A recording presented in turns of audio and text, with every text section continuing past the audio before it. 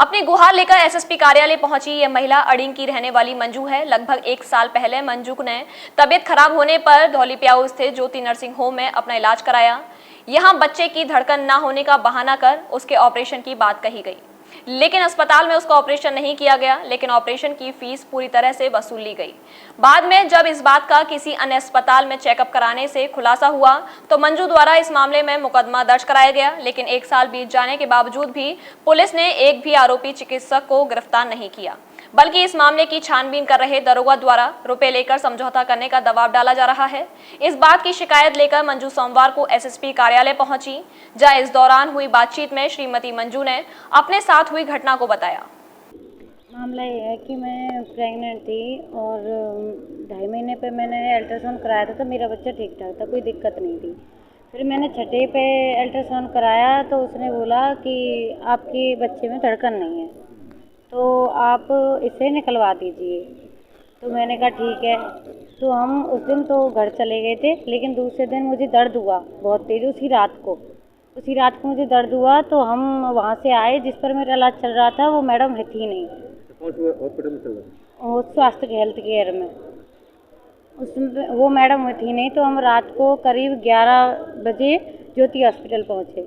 ज्योति hospital पहुंचने के बाद उसने हमारे सारे चेकअप करे और उसके बाद उसने हमसे बोला कि ऐसा ठीक है तो तुम एडमिट हो जाओ और हम बच्चा निकाल देंगे।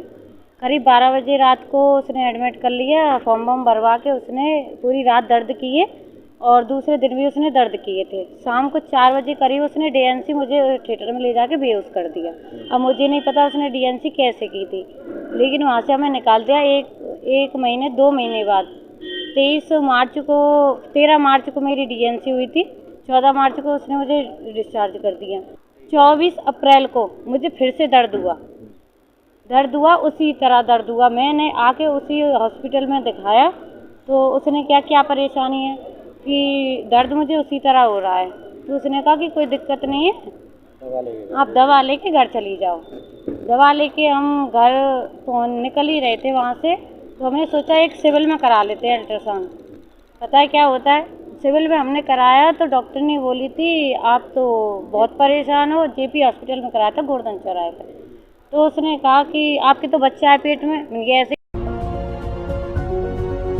वेलकम टू काना माखन मिलेनियम स्कूल। शिक्षा के क्षेत्र में उत्कृष्ट स्थान रखने वाला काना माखन मिलेनियम स्कूल 100% रिजल्ट के साथ आविष्कार परक शिक्षा, पर्सनैलिटी ग्रूमिंग के साथ बच्चों के ऑलराउंड डेवलपमेंट के लिए एडमिशन ओपन। प्ले ग्रुप से 11th तक। संपर्क करें काना माखन मिलेनियम स्कूल, मथुरा। कैसे हो सकता है? 2 महीने पहले तो मैंने डीएनसी कराई कि नहीं आपके बच्चादानी में बच्चा नहीं है, पेट में बच्चा है मरा हुआ, बच्चादानी के बाहर। तो उसने बोला कि आप ऑपरेशन करा लीजिए, कहीं भी कराइए, अच्छे से डॉक्टर पे आप ऑपरेशन कराइए। वहाँ से हम निकले तो हम रिपोर्ट लेके ज्योति हॉस्पिटल पहुँचे। तो उसने कहा कि मैं नहीं मानती ये रिपोर्ट, आप मेरे कहने से दूसरे हॉस्पिटल में कराइए। तो हम स्वास्थ्य उसमें गए थे, हार्दिक में गए थे हम। हार्दिक में उसने किया, उसकी भी यही सेम रिपोर्ट थी। वो बोला कि ये तो बहुत परेशानी है, आप जल्दी से जल्दी इसका ऑपरेशन करा दीजिए। हम उसके पास रिपोर्ट लेके पहुंचे तो वो हमसे मतलब बहुत टाइट तरीके से बोल रही थी, बहुत गुस्सा कर रही थी और खूब मतलब बहस हुई थी हम सबके बीच में। हाँ, ज्योति हॉस्पिटल डॉक्टर से हमारी बहुत बहस हुई और वहाँ से हमें निकाल दिया। उससे हमने कहा भी था कि हमारे उन्हीं पैसों से ऑपरेशन कर दो, कि मैं नहीं कर सकती और करूँगी तो मैं कोई रिस्क नहीं ले सकती, मर जाए कुछ भी हो जाए इसकी मेरी कोई गारंटी है नहीं। तो वहाँ से हम आ गए और फिर हमने दूसरे दिन गीता मेहता हॉस्पिटल कराया था ऑपरेशन। उसने हमारा ऑपरेशन किया, बच्चा भी निकाला। उसने कहा कि बच्चादानी निकालनी पड़ेगी। बच्चादानी फिर डॉक्टरों ने बात की तो वो कह रहे थे कि आप बच्चा नहीं कर सकती, हम बच्चादानी नहीं निकालेंगे। उसके बाद उसने बच्चादानी तो निकाली नहीं, लेकिन उसने लिख दिया कि आप बच्चा नहीं कर सकती हो 5 साल तक, और आपके लिए दिक्कत है कि बच्चादानी आपकी बहुत कमज़ोर हो सकी है, उसमें बहुत सारे वो भी हैं।